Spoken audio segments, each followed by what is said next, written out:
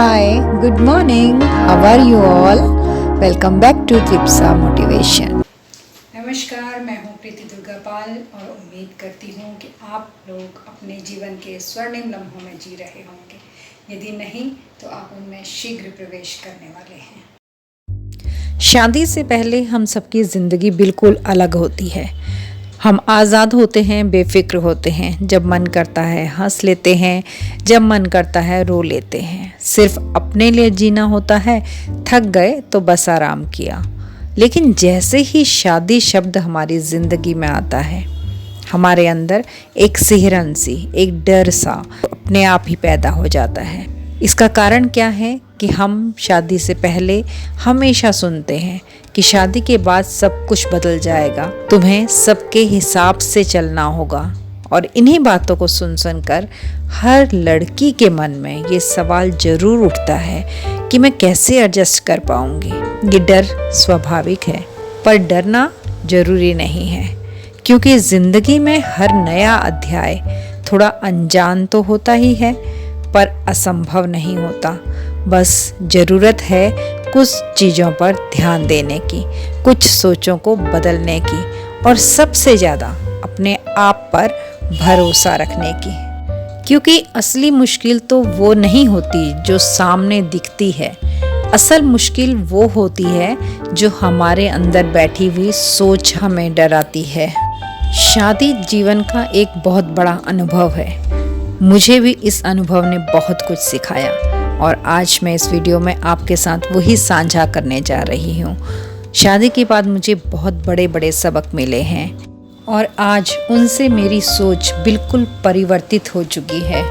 शादी के बाद मुझे पहला अनुभव ये हुआ कि सबकी आज्ञा मानना हमेशा सही नहीं होता। कभी कभी अपने विवेक का इस्तेमाल करना और भी ज़रूरी होता है। पहले मुझे लगता था कि अगर मैं हर बात में हाँ कहती रहूँगी, अगर मैं सबकी बातें मान लूँगी, तो शायद सब खुश रहेंगे और घर में शांति बनी रहेगी। लेकिन धीरे धीरे समझ आया कि कभी कभी शांति के नाम पर अपनी सोच को दबा देना, अपने अस्तित्व को खो देना होता है। कई बार मैंने देखा, जब मैं बिना सोचे ठीक है कह देती थी, तो लोग उसे मेरी मजबूरी नहीं, मेरी आदत समझ लेते थे।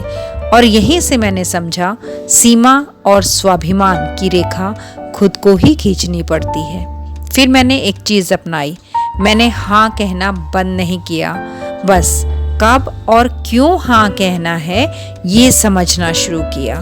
क्योंकि जीवन में हर आज्ञा का पालन करना विनम्रता नहीं होता, कभी कभी अपने विवेक से निर्णय लेना ही सच्ची समझदारी होती है। अब मैं मानती हूँ शांत रहना अच्छा है, पर गलत बात पर चुप रह जाना कमजोरी है। कभी कभी एक औरत का ना कहना उसे छोटा नहीं बनाता, बल्कि उसकी पहचान को और मजबूत करता है।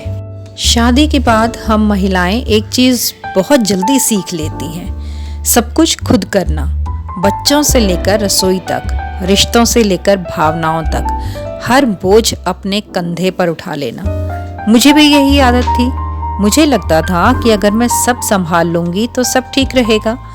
लेकिन धीरे धीरे थकान ने बताया कि जिम्मेदारी बांटने से घर टूटता नहीं, संभलता है। अब मैं मानती हूँ हर काम खुद करना त्याग नहीं है, बल्कि सबको हिस्सा देना समझदारी है। क्योंकि घर तभी चलता है जब हर कोई अपनी भूमिका निभाए, ना कि एक ही व्यक्ति सब कुछ करे। मैंने सीखा, मदद मांगना कमजोरी नहीं, ये भी आत्मसम्मान का हिस्सा है। शादी के बाद हर औरत को सबसे पहले यही सिखाया जाता है, सबका आदर करो, सबका मान रखो, सबके सामने झुको। और सच मानिए, हम महिलाएं ये सब पूरे दिल से करती भी हैं। लेकिन एक समय के बाद एहसास होता है कि सम्मान एक तरफा नहीं होता, ये दो तरफा रिश्ता है। अगर मैं सबका मान रख रही हूँ, तो मुझे भी वही आदर, वही स्नेह, वही सम्मान मिलना चाहिए। क्योंकि रिश्तों का संतुलन तभी बनता है जब सम्मान बांटा जाए, बोझ नहीं बनाया जाए। मुझे भी ये बात देर से समझ आई। कभी कभी जब मैं अपनी बात चुपचाप दबा लेती थी, तो सामने वाले को लगता था कि मुझे फ़र्क ही नहीं पड़ता। पर अब समझ गई हूँ, चुप रहकर सबका सम्मान करना कभी कभी अपने आत्म सम्मान को खो देने जैसा होता है। अब मैं मानती हूँ मैं दूसरों का आदर जरूर करूँगी, लेकिन अब खुद का भी उतना ही करूँगी, क्योंकि अगर मैं खुद को छोटा समझूंगी तो कोई और मुझे बड़ा मान ही नहीं पाएगा।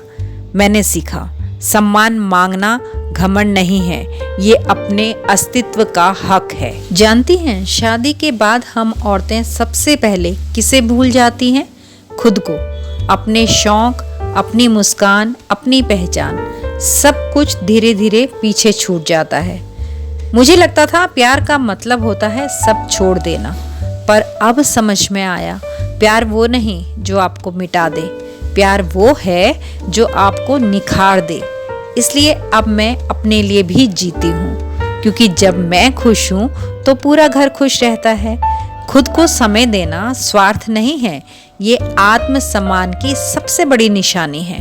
ये सबसे जरूरी बात है जो हर नई बहू को समझनी चाहिए।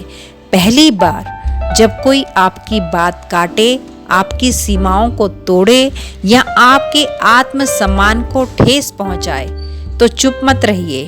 मैंने भी शुरू में सोचा था पहली बार है, जाने दो, पर वही जाने दो आगे चलकर हमेशा ऐसा ही चलेगा बन जाता है। तो अब मैं कहती हूँ जहाँ गलत हो वहाँ शालीनता से लेकिन दृढ़ता से बोलिए, क्योंकि औरत की चुप्पी घर में शांति नहीं लाती, बल्कि घर में अन्याय की परंपरा बना देती है। शादी के बाद एक बात मैंने बहुत गहराई से महसूस की। जब भी ससुराल में मायके को लेकर कुछ कहा जाता है, हम में से ज्यादातर औरतें चुप रह जाती हैं। कभी सोचती हैं चलो जाने दो, कभी डरती हैं कि अगर कुछ कहा तो बात बढ़ जाएगी। लेकिन मायका हमारा अतीत नहीं, हमारी पहचान है, और अगर कोई उस पहचान पर उंगली उठाए या दहेज जैसी घटिया बात करे तो चुप रहना सबसे बड़ी गलती होती है। पहले मैं भी सोचती थी ये तो छोटी छोटी बातें हैं, हर घर में होती हैं।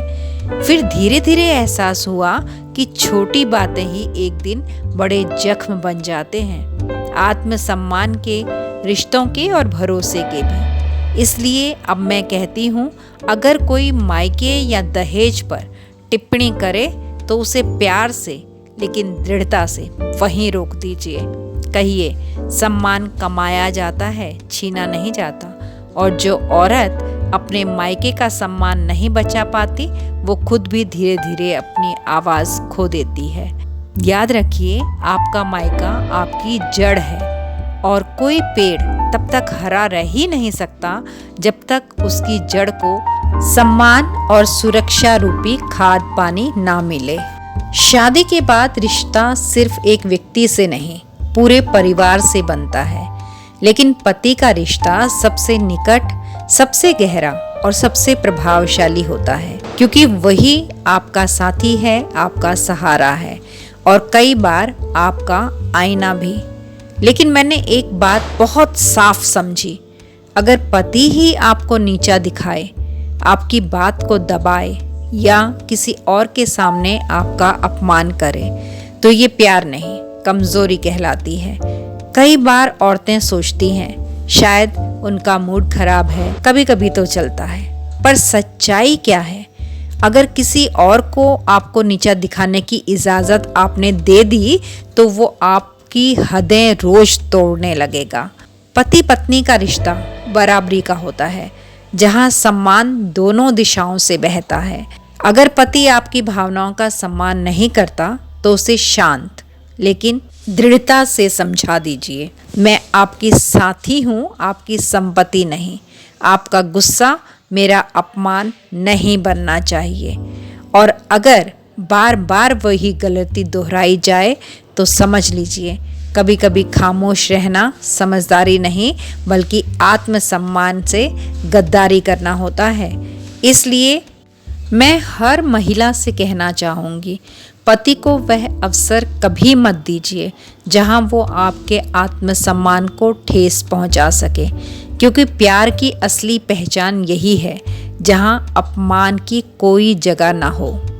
एक और बात जो हमें बड़ी गहराई से समझाई जाती है कि कहीं बाहर जाने के लिए पहले घर वालों की सहमति लो। और हाँ, सहमति लेना ज़रूरी है, क्योंकि रिश्तों में आदर और विश्वास का मतलब यही है।